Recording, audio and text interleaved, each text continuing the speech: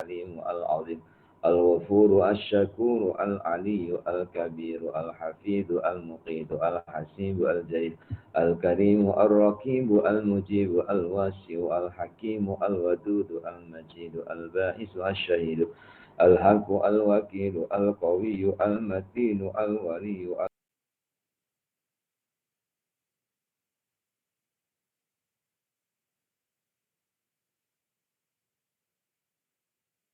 الصمد القادر المقتدر المقدم المؤخر الأول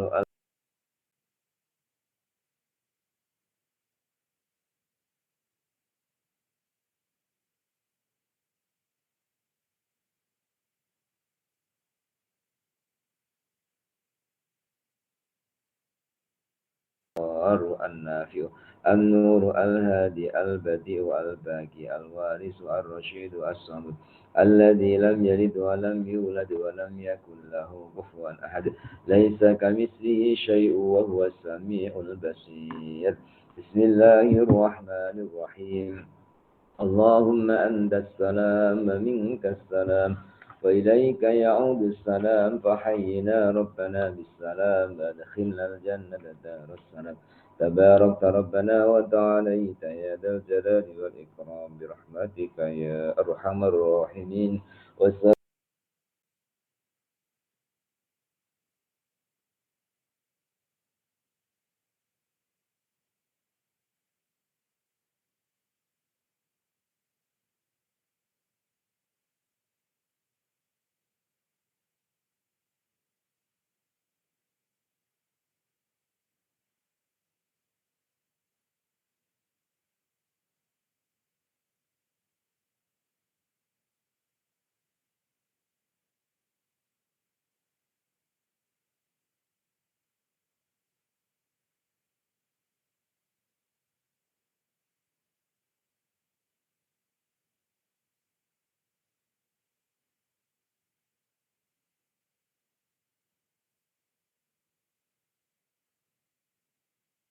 رمضان كتب الله بكل قدم عبادة.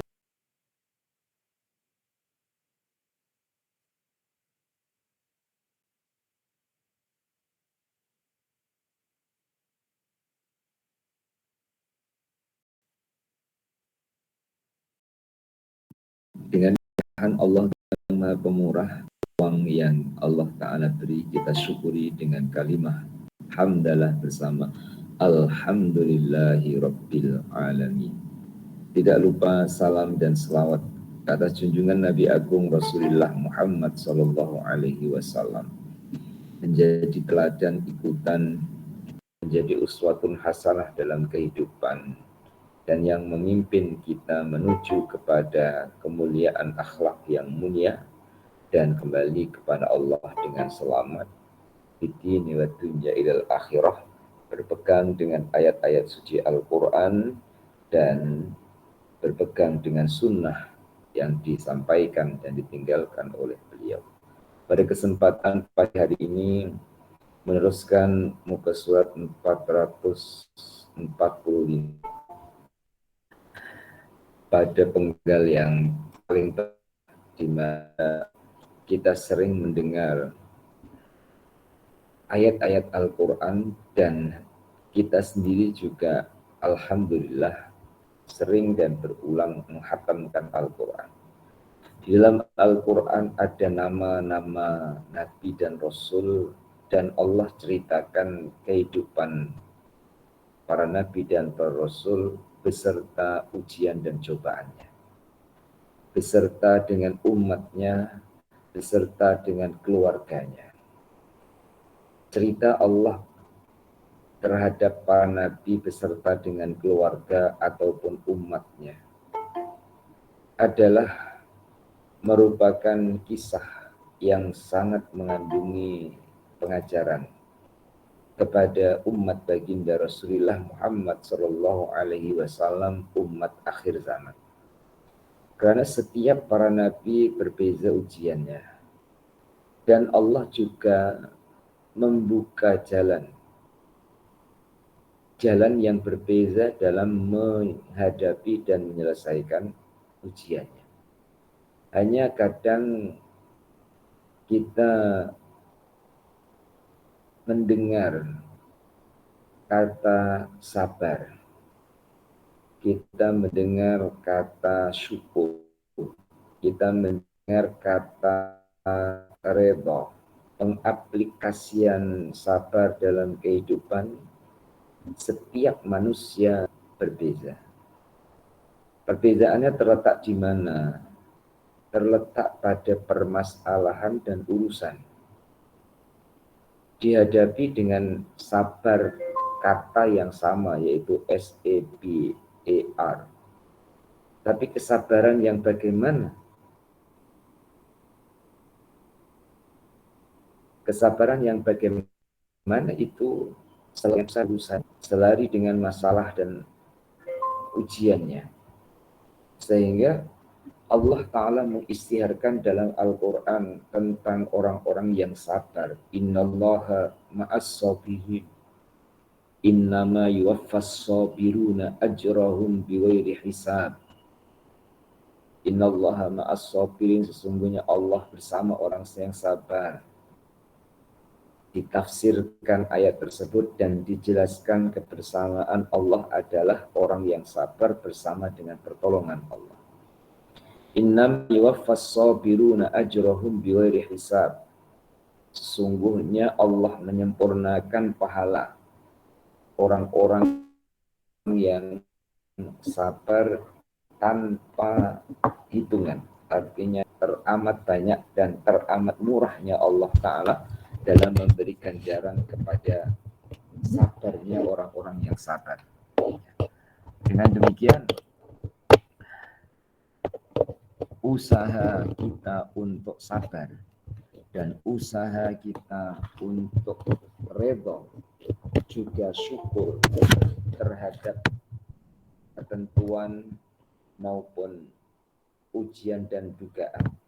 Allah Ta'ala beri contoh kehidupan para nabi, kehidupan orang-orang yang baik, kehidupan orang-orang yang mulia. Bagaimana mereka dan beliau-beliau itu menghadapi hidup dengan kesabaran.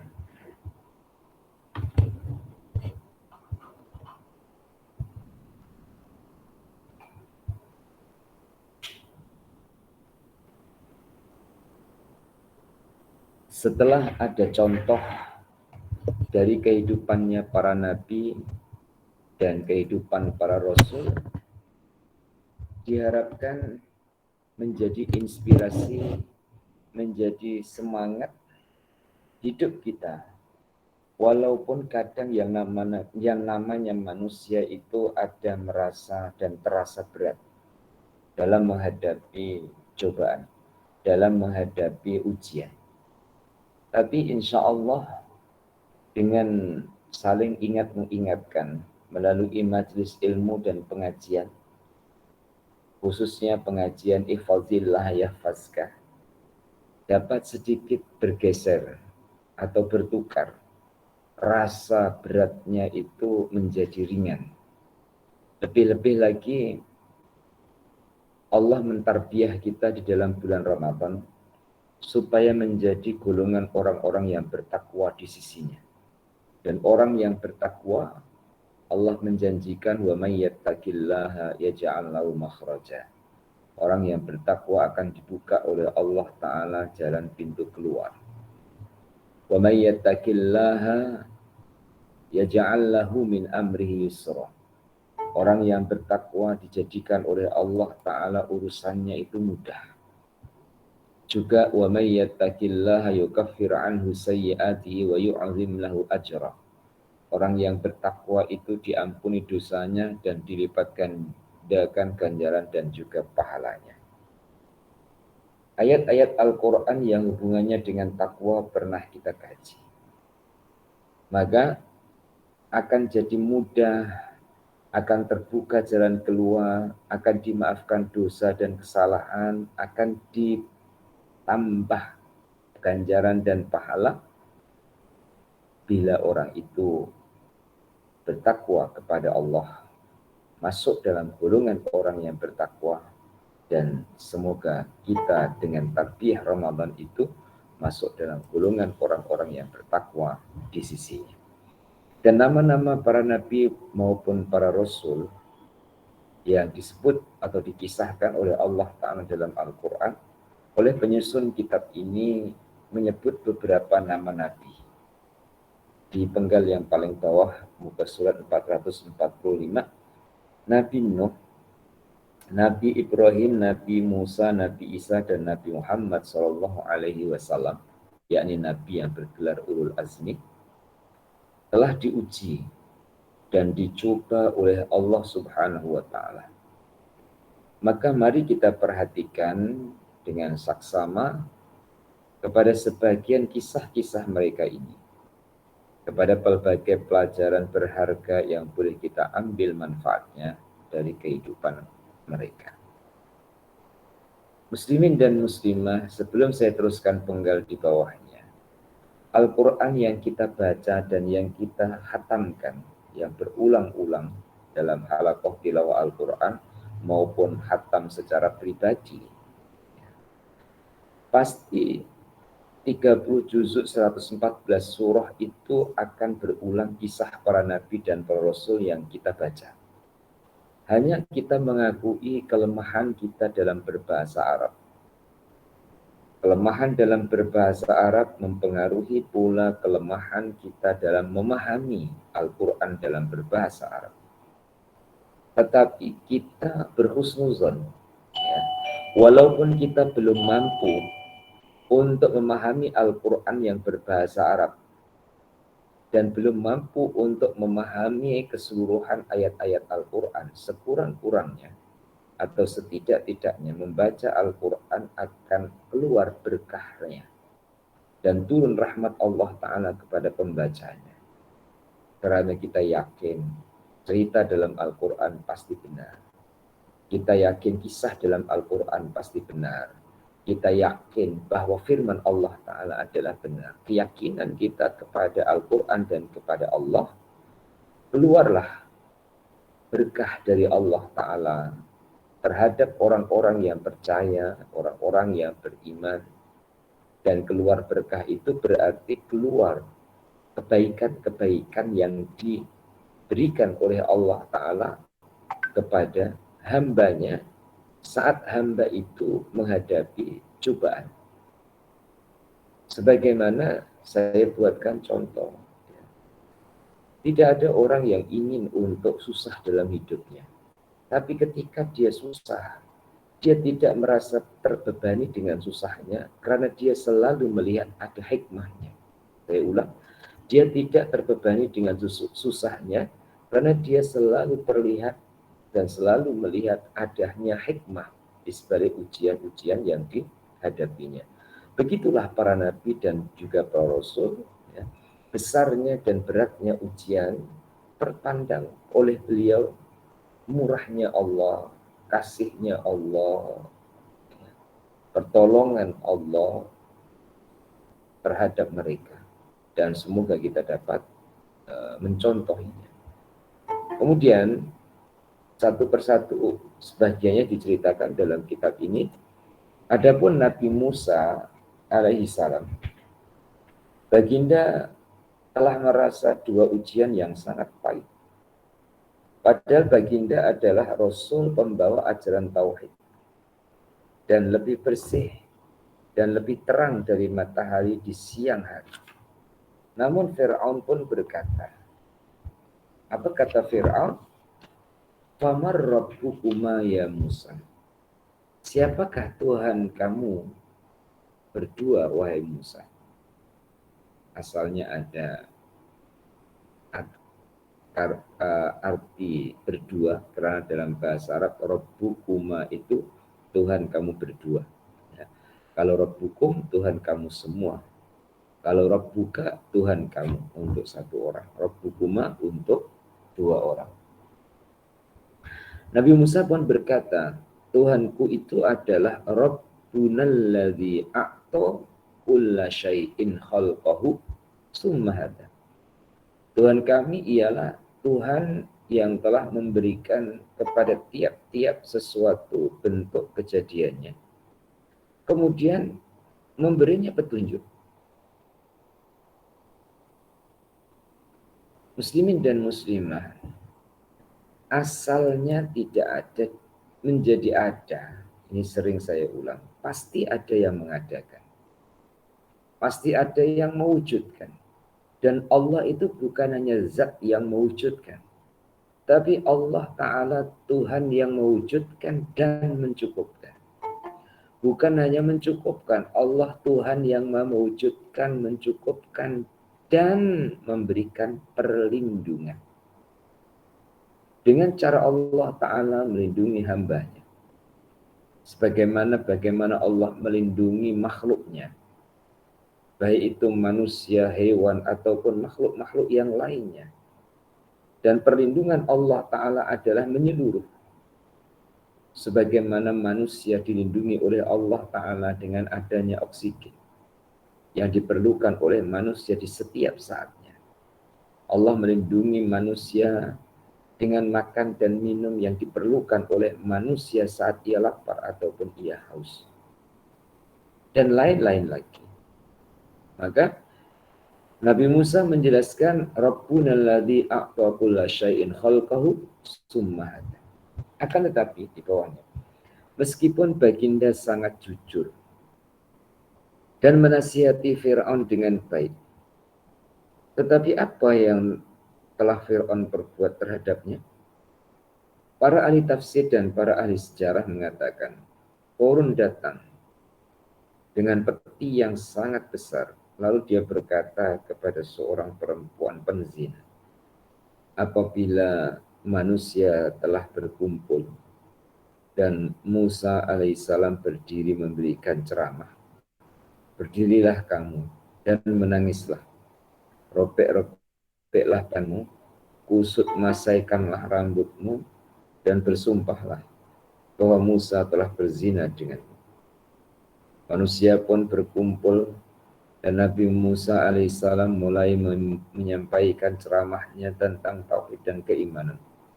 Dan Qarun hendak membenamkan dakwah Nabi Musa alaihissalam ke dalam bumi, hingga manusia tiada yang percaya dengannya lagi dan tidak membenarkannya. Akan tetapi Allah Ta'ala berfirman dalam menerangkan dan mengkisahkan, yuriduna ayyutfi'u nurallahi biafwahihim wa ya'tallahu illa ayyutimma nurahu walau karihal kafirun. Mereka berkehendak memadamkan cahaya agama Allah dengan mulut atau ucapan-ucapan mereka. Dan Allah tidak menghendaki selain menyempurnakan cahayanya, walaupun orang-orang yang kafir tidak menyukai. Surah At-Taubah ayat 32. Tipu hailah ataupun tipu daya yang dilakukan oleh musuh Allah dan musuh nabinya banyak dan berbagai cara. Salah satunya adalah mengumpan fitnah atau menyebarkan fitnah dengan cara mengeluarkan hartanya memberi upah kepada orang yang menerima upah. Sebagaimana seorang wanita yang diupah oleh Qarun untuk berdusta di hadapan Nabi Musa dan di hadapan kaumnya saat Nabi Musa berdakwah di tengah-tengahnya. Agar supaya motif hisbalik itu orang tidak percaya kepada Nabi Musa. Orang menolak dakwahnya Nabi Musa, orang membenci Nabi Musa, dan orang meninggalkan Nabi Musa. Akan tetapi, Allah Subhanahu wa Ta'ala Tuhan yang Maha tahu keadaan hamba yang benar, dan Allah Tuhan yang Maha membantu hamba-hamba yang benar, maka fitnah itu dijawab oleh Allah Subhanahu wa Ta'ala sebagaimana kisah-kisah berikut. Yaitu karena cahaya itu adalah cahaya Allah, ajaran itu adalah ajaran Allah, risalah itu adalah risalah Allah, Rasul itu adalah Rasul Allah. Maka ketika Nabi Musa sedang berdiri dan berpidato, Tiba-tiba terdengarlah suara tangisan seorang perempuan sambil mencakar-cakar mukanya. Sesungguhnya ini sebuah konspirasi yang sangat jahat dan jijik. Dan itulah kebohongan yang dibuat oleh orang-orang yang dengki terhadap Islam, terhadap para ulamanya dan terhadap para dai-nya. Nabi Musa alaihissalam berhenti dan terdiam. Lalu dia menoleh ke arah perempuan itu. Baginda pun merasa gugup untuk berbicara dan menangis. Nabi Musa alaihissalam yang diutus Allah untuk risalahnya, mungkinkah melakukan perbuatan yang keji itu? Nabi Musa pun berhenti menangis. Tetapi baginda tetap tabah dan mengetahui bahwa ini semua adalah ujian. Baginda pun mengangkat tongkatnya dan berdiri di hadapan perempuan tersebut dan bertanya, "Saya ingin bertanya dengan kamu, dengan nama Allah Zat yang memecah belahkan laut untuk saya.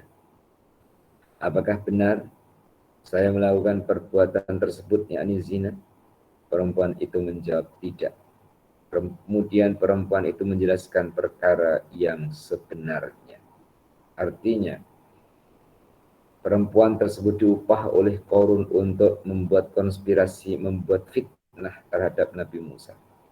Akan tetapi Nabi Musa ketika berhadapan dengan perempuan tersebut dan bertanya yang sebenarnya, perempuan itu pun menjawab dengan yang sebenarnya bahwa apa yang dikatakan itu adalah tidak benar. Oleh itu, muslimin dan muslimah, kewibawaan Nabi Musa di hadapan wanita tersebut sampai wanita itu tidak berani berkata bohong di hadapan Nabi Musa, walaupun baru saja dia berbohong di hadapan orang ramai saat Nabi Musa menyampaikan dakwah di tengah-tengah umatnya. Kemudian dalam kisah ini Allah Ta'ala menasihatkan kepada orang-orang yang beriman, sebagaimana dalam firman Allah surah Al-Ahzab ayat 69, "Ya ayyuhallazina amanu la takunu kalladzina atau Musa fabarra'ahu Allahu mimma qalu wa kana indallahi wajih." Hai orang-orang yang beriman, janganlah kamu menjadi seperti orang-orang yang menyakiti Nabi Musa. Maka Allah membersihkannya daripada tuduhan-tuduhan yang mereka katakan. Dan adalah dia seorang yang mempunyai kedudukan yang terhormat di sisi Allah. Maka Nabi Musa semakin bertambah yakin dan terhormat. Bertambahlah kekuatannya, bertambah juga kekukuhan dan keyakinannya terhadap ajaran Allah karena dia benar-benar jujur. Sejak awal lagi dia telah mengetahui siapa yang berdusta. Titik. Muslimin dan muslimah, itulah episode ya. Kadang kita juga ya, sesuai dengan tahap iman kita, ujian yang kita hadapi, guncang ya, saat pertama mendengar atau saat pertama datang ujian. Akan tetapi insya Allah ilmu kita akan datang sebagai penasihat. Allah Ta'ala juga akan datang sebagai pembantu dan penolong dari urusan dan juga permasalahan. Bagaimanapun juga yang penting di sebalik kisah yang dikisahkan tentang Nabi Musa ini adalah kejujurannya Nabi Musa dan keberaniannya Nabi Musa dan ketulusan maupun keikhlasan Nabi Musa dalam berdakwah di jalan Allah Subhanahu wa Ta'ala. Selanjutnya, kisah yang berikutnya adalah Nabi Yusuf alaihissalam juga pernah dituduh berzina sebelum Nabi Musa dituduh dengan kes yang sama. Baginda dituduh berzina dengan seorang istri yang mulia hingga baginda dimasukkan ke dalam penjara. Baginda yang dimasukkan itu adalah Nabi Yusuf. Nabi Yusuf pun berkata, "Rabbi sijnu ahabbu ilayya mimma yad'unani ilaih." Wahai Tuhanku, penjara lebih aku sukai daripada memenuhi ajakan mereka kepadaku. Mimma tad'unani ilaih. Kekuatan ya, kekuatan dalam memegang prinsip kebenaran Sebagaimana Nabi Yusuf yang diceritakan ini saat Nabi Yusuf seorang kemudian digoda oleh istri sang raja. Dan Nabi Yusuf berlari karena menghindar. Kemudian timbul dan ditimbulkan dan sengaja ditimbulkan dan sengaja dibuat fitnah. Kalau Nabi Yusuf telah melakukan perbuatan keji terhadap istri penguasa. Nabi Yusuf mendengar dan menerima. Sekali lagi Nabi Yusuf mendengar dan menerima dengan lapang dada fitnah itu. Sampai Nabi Yusuf harus berada di penjara. Nabi Yusuf juga terima. Nanti kita bezakan dengan Nabi Musa. Bagaimana Nabi Musa dan bagaimana Nabi Yusuf. Nabi Yusuf pun terima keputusan dimasukkan penjara. Dan Nabi Yusuf pula lebih memilih penjara daripada memperturutkan kemauan mereka. Ini menunjukkan para jemaah yang dirahmati oleh Allah, Nabi Yusuf ikut sampai diputuskan masuk penjara. Beliau percaya bahwa Allah Ta'ala Maha melihat. Allah Maha tahu. Keputusan itu Allah Ta'ala tahu. Beliau dimasukkan penjara, Allah Ta'ala juga tahu. Beliau difitnah, Allah Ta'ala juga tahu.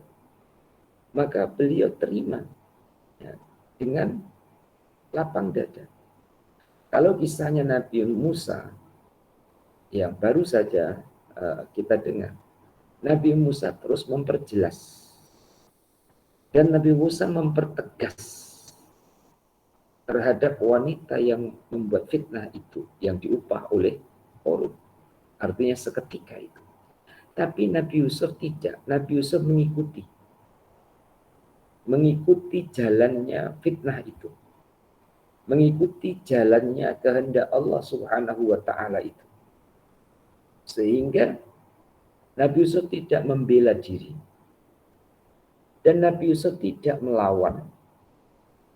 Nabi Yusuf terima dengan lapang dada keputusan masuk penjara. Cerita diteruskan di bawahnya. Dia pun diumpan ke dalam penjara selama 7 tahun. 7 tahun itu bukan pendek, panjang. Puan-puan, 7 tahun berarti kalau kita umat Nabi Muhammad SAW 7 kali Ramadan. 7 kali hari raya. Beliau masuk dalam penjara di mana penjara tersebut selama 7 tahun dilalui oleh Nabi Yusuf alaihissalam. Allah mengetahui bahwa dia itu benar-benar jujur dan ikhlas kepadanya. Maka Allah pun menyelamatkannya dan meninggikan kedudukannya di permukaan bumi karena dia sabar terhadap ujian yang menimpanya. Muslimin muslimah rahimakumullah. Ikut kehendak Allah. Ikut ujian Allah. Ternyata diikuti dan disabari dan tidak melawan dan redha Allah Ta'ala yang akan mengubah kedudukan hamba. Menurut mata manusia melihatnya, Nabi Yusuf dihinakan di penjara. Tapi kacamata batin Nabi Yusuf bukan dihinakan, tapi Nabi Yusuf diselamatkan. Diselamatkan oleh Allah Ta'ala dengan masuknya beliau ke dalam penjara, berarti tipu hailah dan usaha istri raja gagal dan tidak tercapai ataupun tidak kesampaian. Selain daripada itu, Allah mempersiapkan Nabi Yusuf. Allah Ta'ala mempersiapkan Nabi Yusuf sebelum menjadi pemimpin. Allah mempersiapkan Nabi Yusuf sebelum Nabi Yusuf berdakwah di tengah-tengah kaumnya.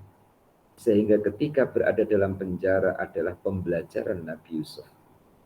Maka Nabi Yusuf dikenal di tengah-tengah orang yang sama-sama berada di dalam penjara itu. dikenal orang yang cerdik, orang yang cerdas, orang yang pandai mentakwil mimpi, orang yang bisa membaca artinya mimpi. Itu semua dilalui oleh Nabi Yusuf saat Nabi Yusuf berada di dalam penjara. Demikian dalam kisahnya Nabi Yusuf. Ya. Kemudian diteruskan di bawahnya, waktu subuh atau waktu kemenangan sudah dekat. Kemenangan dan penyelesaian tidak akan datang kecuali dari Allah Subhanahu wa Ta'ala. Dan saya ulangkan tentang orang yang bertakwa, wa may yattaqillah yaj'al lahu makhraja. Orang yang bertakwa dibukakan jalan keluar. Dibukakan itu berarti ya Allah Subhanahu wa Ta'ala yang mengatur bagaimana masalah dan ujiannya itu terbuka jalan keluarnya. Bagaimana dihadapinya dengan rasa mudah. Walaupun berat, tapi mudah. Ya. Walaupun berat, tapi ada jalan keluar. Itulah yang telah dilalui oleh para nabi dan juga para rasul. Kemudian di bawahnya akan diceritakan tentang Rasulullah Shallallahu Alaihi Wasallam yang mulia. Baginda hidup penuh dengan ujian, tuduhan, tindakan jahat, dan tipuan yang dibuat-buat, yang memakan waktu sebulan dalam hidupnya. Sebagaimana disebutkan oleh para ahli tafsir, selama sebulan penuh baginda menghentikan gerakan dakwahnya. Para pendengki, para musuh Islam, para kaum Yahudi datang dan berkata, sesungguhnya Aisyah telah berzina. Demi Allah, sekali-kali tidak. Demi Allah, beliau tidak berzina. Beliau adalah seorang wanita yang jujur, anak dari seorang lelaki yang jujur, yaitu Sayyidina Abu Bakar radhiyallahu anhu, yang dibebaskan dari 7 lapisan langit. Akan tetapi beginilah kebenaran yang telah dinodai. Titik terlebih dahulu.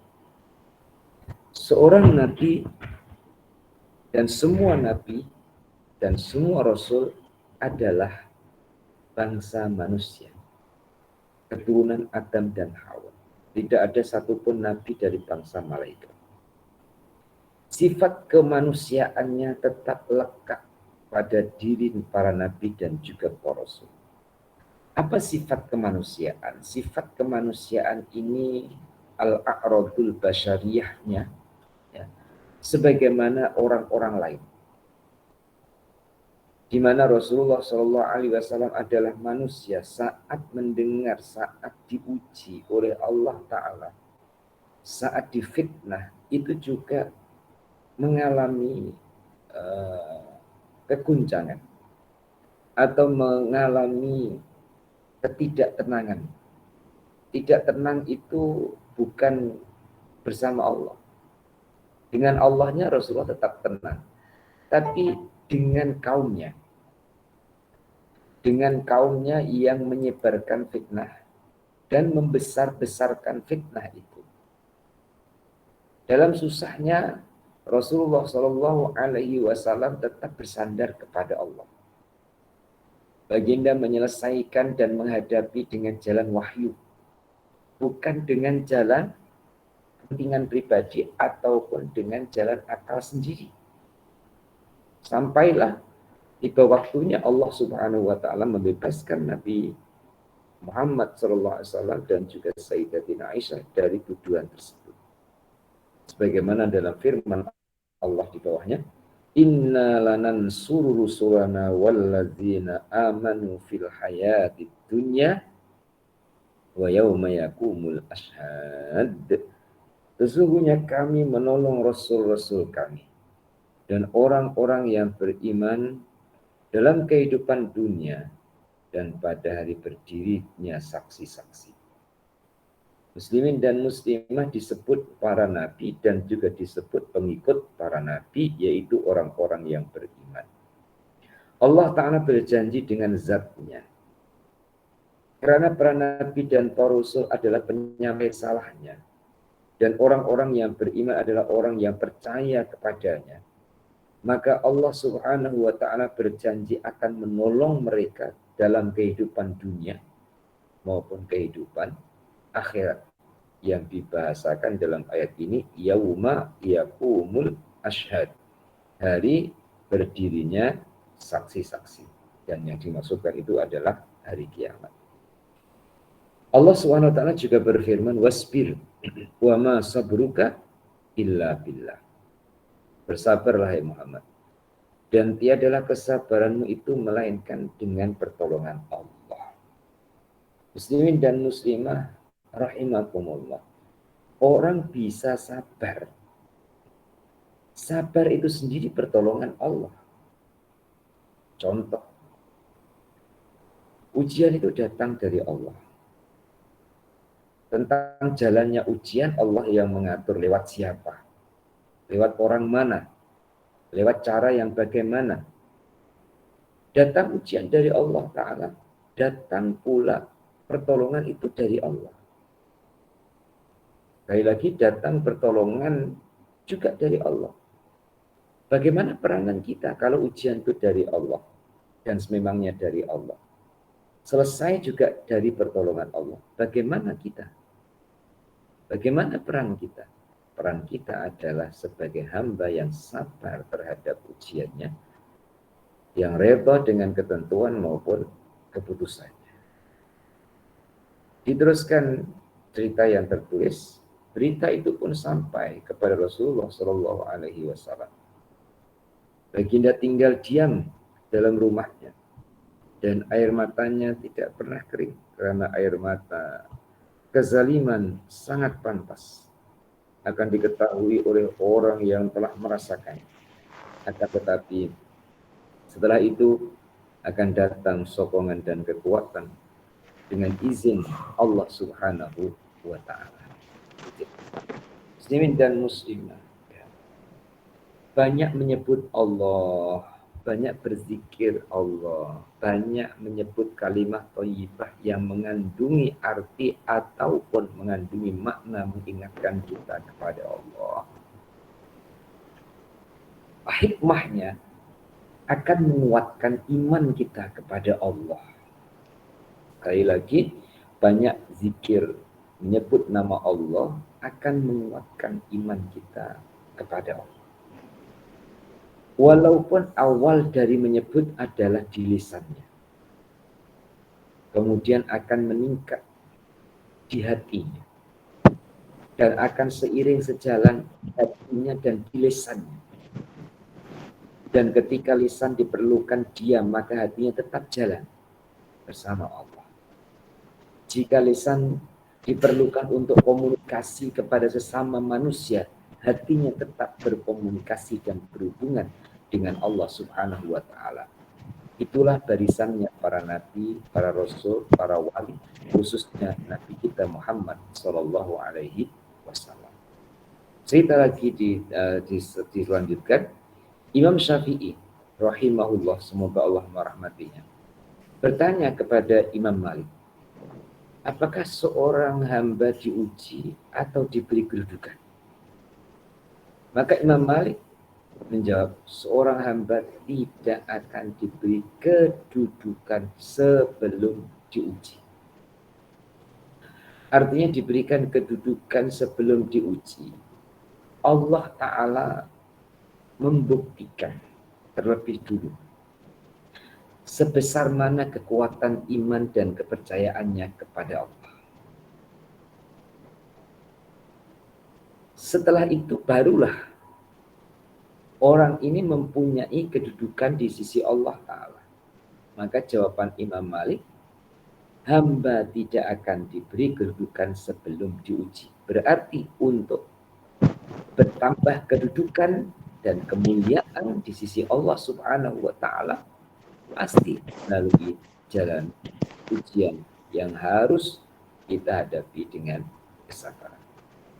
Allah Subhanahu wa ta'ala berfirman lagi, وَجَعَلْنَا مِنْهُمْ أَئِمَّةً يَهْدُونَ بِأَمْرِنَا لَمَّا صَبَرُوا Wa kanu bi ayatina yuqinun.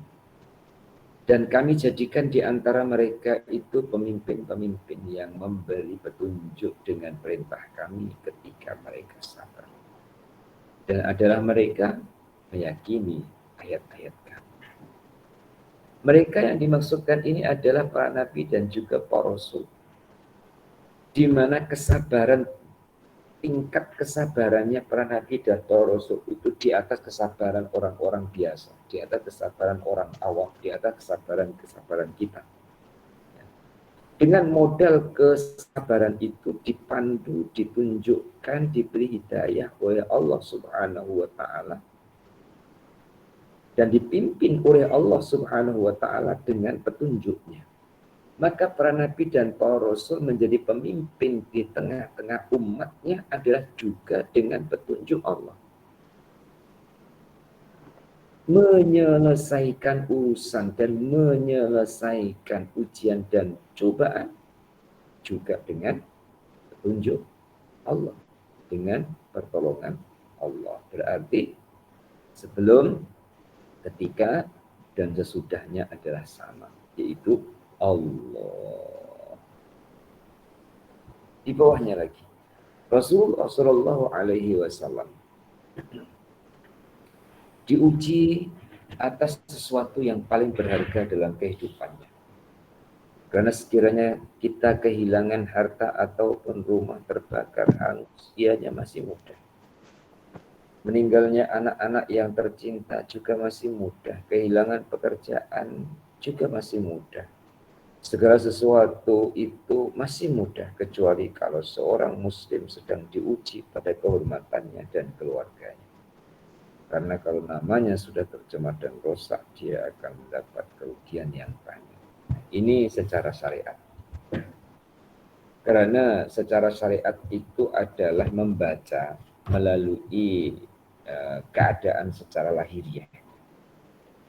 Sedangkan secara hakikatnya, puan-puan, para nabi dan para rasul itu kekasih-kekasih Allah atau orang-orang yang dikasihi oleh Allah dan mereka juga kasih kepada Allah. Pasti mustahil orang yang dikasihi oleh Allah Ta'ala dibiarkan.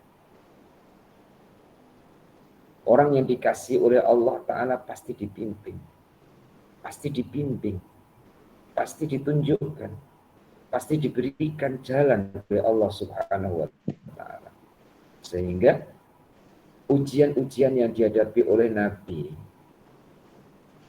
jika diukur grade-nya, mulai dari ujian yang menyentuh harta benda, ataupun ujian terhadap anak pinaknya, sampai kepada ujian terhadap kehormatannya.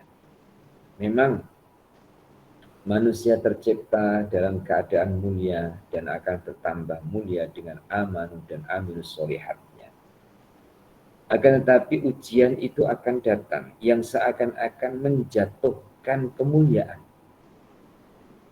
Tapi sebenarnya bukan menjatuhkan.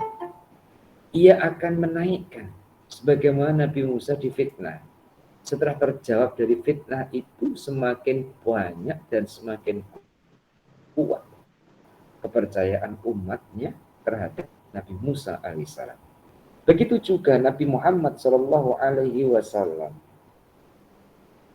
Dengan ujian-ujian tersebut mendekatkan dirinya kepada Allah dan menguatkan lagi hubungan dengan Allah, menguatkan lagi keyakinan dan keimanannya kepada Allah Subhanahu wa Ta'ala. Dalam menghadapi fitnah itu bagaimana Rasulullah? Rasulullah SAW duduk menunggu wahyu Allah turun dari langit selama sebulan penuh untuk membebaskannya daripada tuduhan yang dilontarkan oleh orang-orang munafik yang sentiasa mencari-cari kesalahan bagi orang-orang sholih pada setiap masa dan waktu. Setelah sebulan penuh, Jibril alaihissalam pun turun membawa firman Allah Subhanahu wa Ta'ala, innal ladzina ja'u bil ifki usbatum minkum la tahsabuhu syarrul lakum bal huwa khairul lakum likulli imri'in minhum maktasaba minal ism walladzi tawalla kibrahu minhum lahu azabun azim.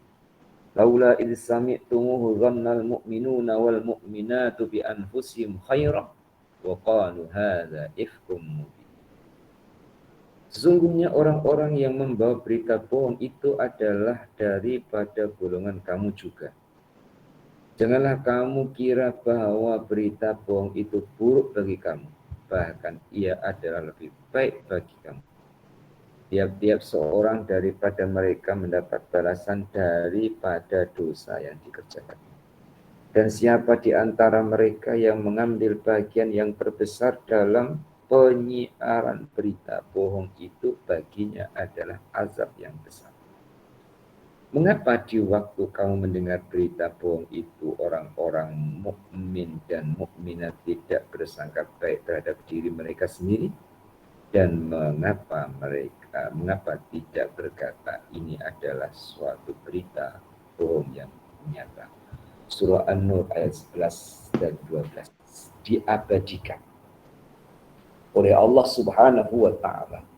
Bagaimana sabar Nabi Muhammad sallallahu alaihi wasallam dalam menunggu jawaban dari Allah. Nabi Muhammad tidak bertindak dengan nafsunya. Bahkan tidak pun berkata berdasarkan nafsunya. Sebagaimana firman Allah dalam surah An-Najm, "Wa ma yantiqu 'anil hawa in huwa illa wahyu yuha." Baginda itu tidak berkata melainkan ada dasar dari wahyu Allah Subhanahu wa taala, dan juga ada dasar apa yang disampaikan oleh baginda itu adalah mengingatkan, ya, mengingatkan kepada umatnya supaya jawaban dalam permasalahan, jawaban dalam ujian itu ada dalam Al-Quran. Maka baginda pun menunggu jawaban daripada Allah sampai 1 bulan. Berarti dalam tempo 1 bulan belum mendapatkan jawaban dari Allah, baginda tetap bersabar. Dan sekali lagi dalam bersabar baginda sebagai manusia yang punya sifat kemanusiaan, baginda saat menunggu itu berpisah dengan Siti Aisyah. Karena Sayyidatina Aisyah kembali ke pangkuan ayahandanya, sedangkan baginda tetap berada di rumahnya. Apabila kita membaca kisah Siti Aisyah kembali kepada ayahanda, baginda tetap berada di rumah, jangan berburuk sangka. Arti berburuk sangka adalah buruk sangka kita terhadap keluarga Rasulullah Shallallahu Alaihi Wasallam. Keluarga baginda tetap keluarga yang mawaddah, sakinah, warahmah, keluarga yang bahagia. Karena apabila tidak betul-betul keluarga yang bahagia, keluarga yang kuat dan keluarga yang kokoh, sudah berpisah antara baginda dengan Sayyidatina Aisyah. Menjauhkan diri sementara antara suami dan istri untuk mencari dan menemukan jawaban. Dan jawaban yang dicari bukan dari manusia. Jawaban yang dicari adalah dari Allah Subhanahu wa ta'ala. Melalui turunnya wahyu yang dibawa oleh malaikat Jibril alaihissalam. Di bawahnya, akan tetapi kebanyakan manusia tidak mengatakan perkataan ini. Karena kalau berita itu sudah tersebar luas, siapa yang dapat meyakinkan manusia dan meneguhkan mereka bahwa berita itu adalah bohong sebenarnya? Maka Rasulullah SAW bukan dengan diri beliau, tapi adalah dihadapi pula dengan wahyu yang diturunkan oleh Allah Ta'ala kepadanya. Dalam hadis sahih dikatakan bahwa Rasulullah SAW bersabda kepada salah seorang sahabat, lalu bagaimana, yakni aku tidak percaya karena perkara ini sudah disebarkan orang. Beliau mengucapkan perkara tersebut ketika ada seorang wanita mengaku pernah menyusui sahabat ini dan istrinya, dan berita itu telah tersebar luas. Seorang penyair mengatakan, sungguh telah dikatakan, apakah dia benar atau bohong? Kamu tidak meminta maaf daripada perkataan itu kecuali dengan yang dikatakan.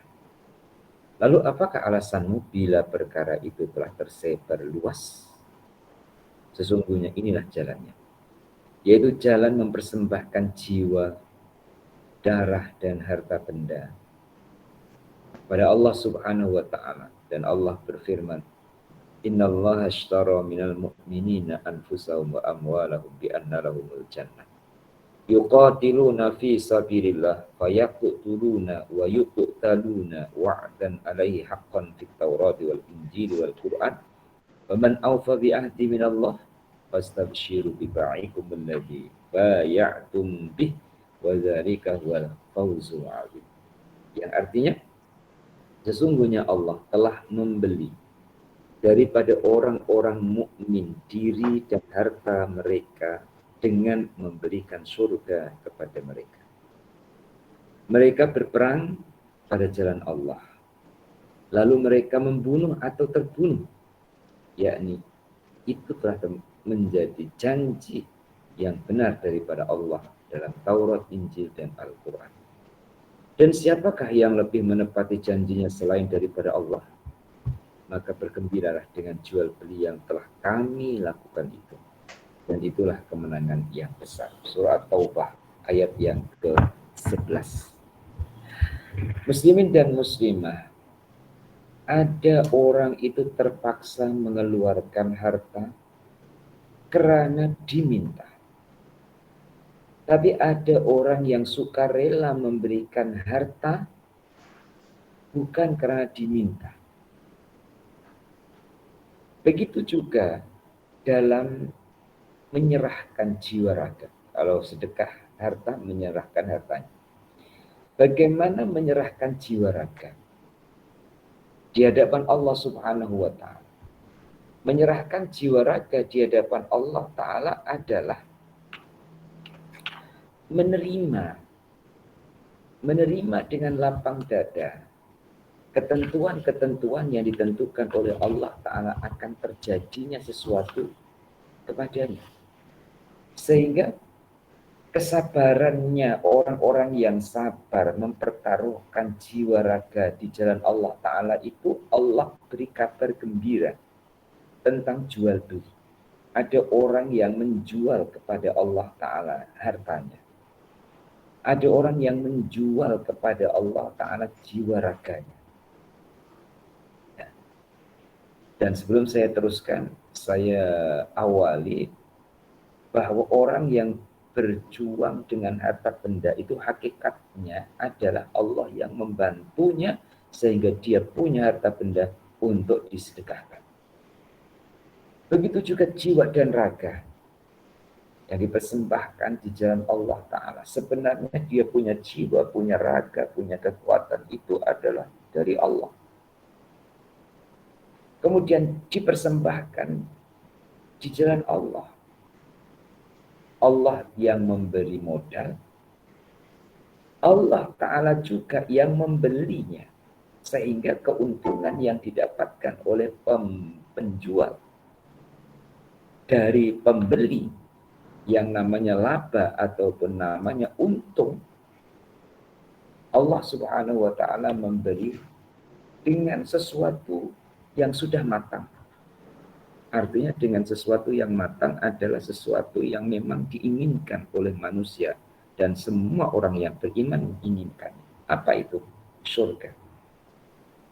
Ya. Muslimin dan muslimah, ada pasar, ada restoran.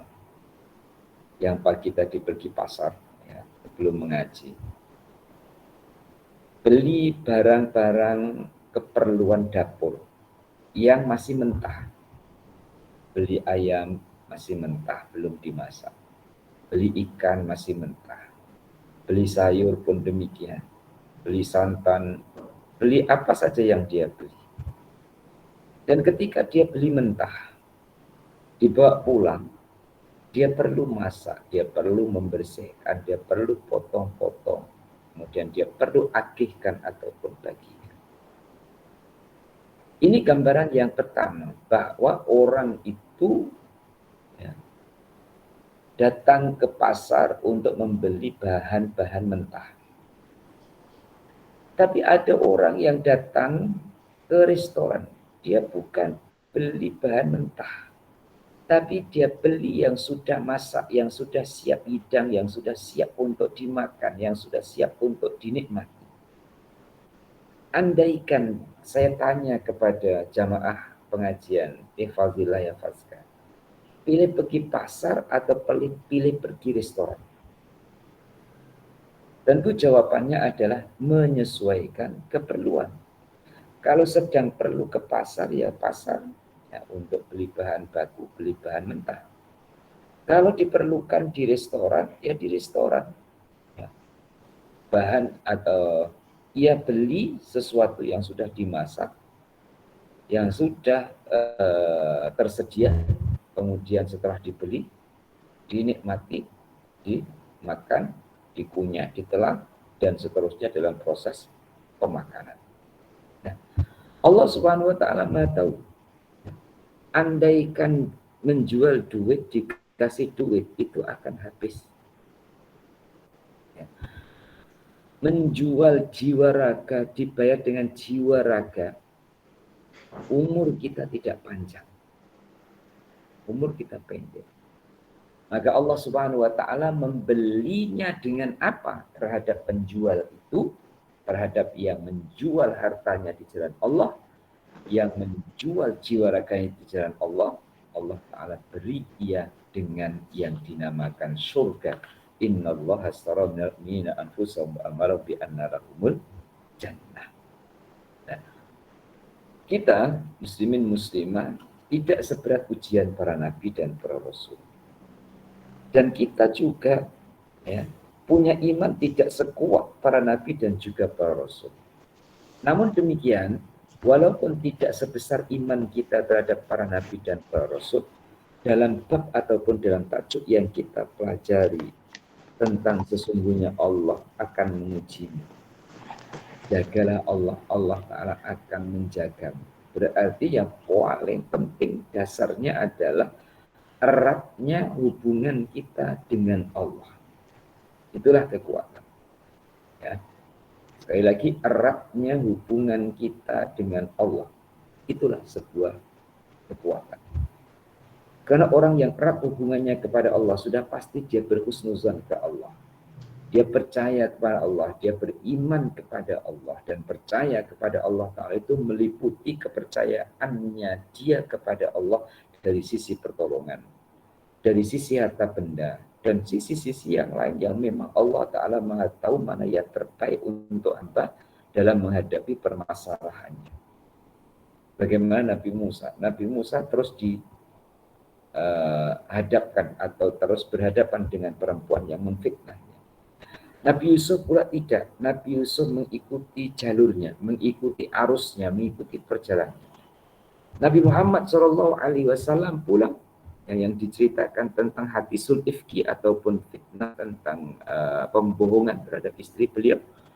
Beliau mengikuti sampai mendapatkan jawaban dari Allah Ta'ala melalui ayat Al-Quran. Maka muslimin dan muslimah,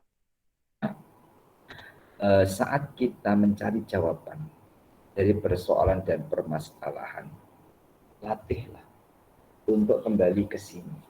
Rasulullah dalam menunggu jawaban itu, menunggu turunnya Al-Quran, menunggu firman Allah, menunggu jawaban daripada Allah. Sedangkan firman Allah telah sempurna diturunkan 6.236 ayat, terbagi menjadi 30 juz, terbagi menjadi 114 surat. Semua masalah kehidupan ada jawabannya di sini.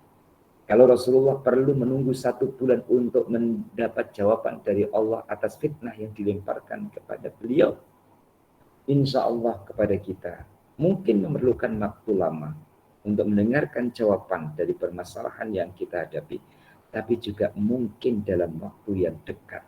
Ya.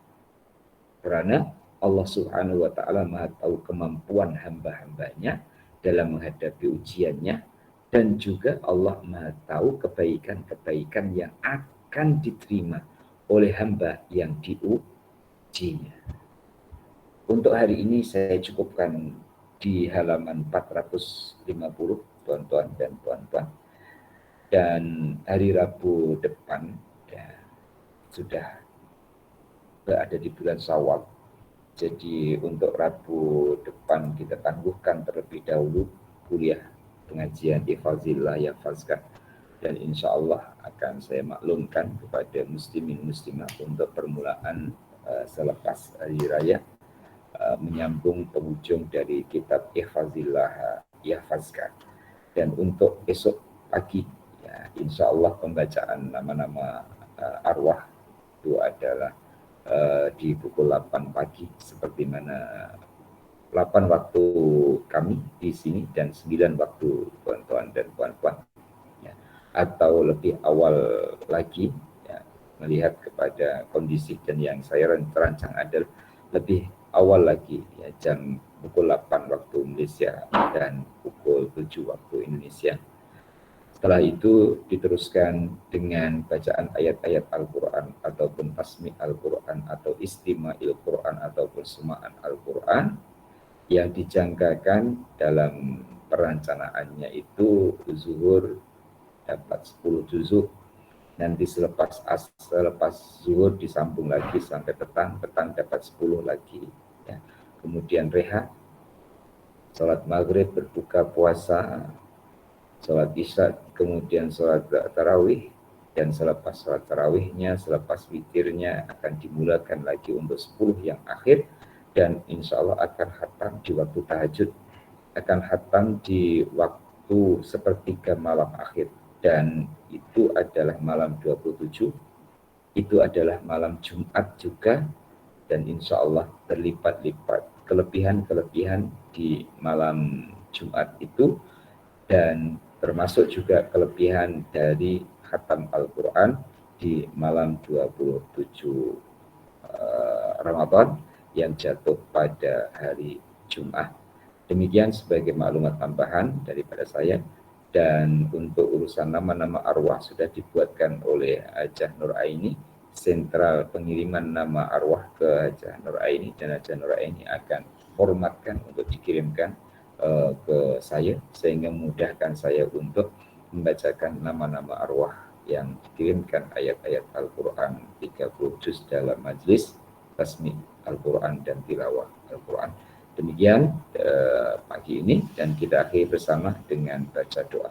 Bismillahirrahmanirrahim. Allahumma salli wa sallim ala Sayyidina Muhammad wa ala ali Sayyidina Muhammad. Alhamdulillahirabbil alamin. Allahumma rzuqna ilman nafi'an wa amalan sholihan maqbula wa rizqan halalan thayyiban wasi'an mubarakan. Allahumma ja'alna minal ladzina yastami'una qawla fayattabi'una ahsana. Bi rahmatika ya arhamar rahimin. Allahumma inna nas'aluka ridhaka wal jannah wa na'udzubika min sakhatika wan nar. Allahumma innaka afuwun karimun tuhibbul afwa fa'fu anna. Wa an walidina wa an jami'il muslimina wal muslimat wal mu'minina wal mu'minat al ahya'i minhum wal amwat. Bi rahmatika ya arhamar rahimin. Wa sallallahu ala sayyidina Muhammad wa ala alihi wa sahbihi wa sallam. Walhamdulillahi rabbil alamin. Taqabbalallahu minkum minna wa minkum taqabbal ya karim. Awal hingga sampai akhir ada kekurangan dan khilafan. Mohon maaf yang sebesar-besarnya. Didoakan semoga semua panjang umur, sehat tubuh badan, dan kita akan bertemu kembali dalam pengajian Ihfazillah Yahfazka berikutnya, dan insya Allah bertemu kembali dalam majlis tasmi' Al-Quran 30 juzuk yang akan dihatamkan di malam 27 Ramadan. Terima kasih. Hadanallahu wa iyyakum ajmain. Assalamualaikum warahmatullahi wabarakatuh.